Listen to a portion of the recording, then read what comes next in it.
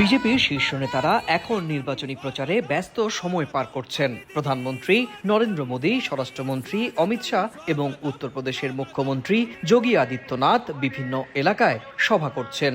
অন্যদিকে প্রায় 1.5 মাস ধরে উত্তরবঙ্গ থেকে দক্ষিণবঙ্গ পর্যন্ত প্রচার চালিয়ে যাচ্ছেন তৃণমূল সভানেত্রী ও পশ্চিমবঙ্গের মুখ্যমন্ত্রী মমতা বন্দ্যোপাধ্যায়। তার সঙ্গে প্রচারে আছেন দলের নেতা অভিষেক বন্দ্যোপাধ্যায়ও। সিপিএমের আমলে অনেক অত্যাচারিত হয়েছি। বিজেপির প্রচারের জবাবে তৃণমূলও জোরালোভাবে মাঠে রয়েছে।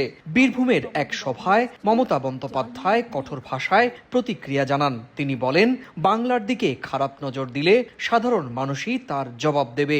এর আগে শিলিগুড়িতে এক সভায় নরেন্দ্র মোদী বলেছেন 294 আসনেই তিনি নিজেই লড়ছেন।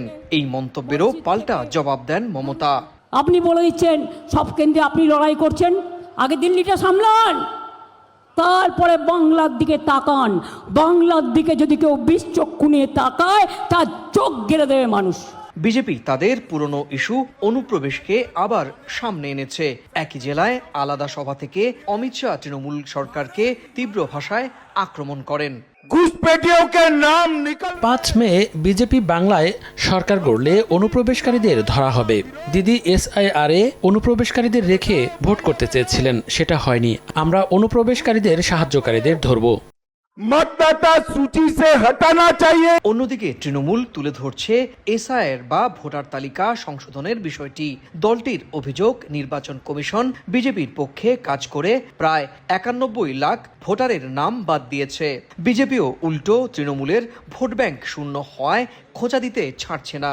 আগামী দিনে এই ধর্মের ভিত্তিতে যারা ভোট লড়ে তাদেরকে অন্তত পশ্চিমবঙ্গের রাশ হাতে তুলে দেওয়া যাবে না। একটা লোক প্রথম ফেজে কোচবিহারে, দ্বিতীয় ফেজে মালদাতে, তৃতীয় ফেজে বারাসাতে, শেষ ফেজে ভবানীপুরে ভোট মারত। এগুলো বন্ধ হয়ে গেছে, ওনার কষ্ট হচ্ছে। এদিকে ভারতের সুপ্রিম কোর্ট জানিয়েছে, ট্রাইব্যুনালে আবেদনকারীরা চলমান নির্বাচনে ভোট দিতে পারবেন না। নিয়ম অনুযায়ী মনোনয়নপত্র জমা দেওয়ার শেষ দিনেই ভোটার তালিকা চূড়ান্ত হয়। তাই পরে নতুন করে নাম যোগ বা বাদ দেওয়ার সুযোগ থাকে না। সুব্রত আচার্য, সময় সংবাদ, পশ্চিমবঙ্গ, ভারত।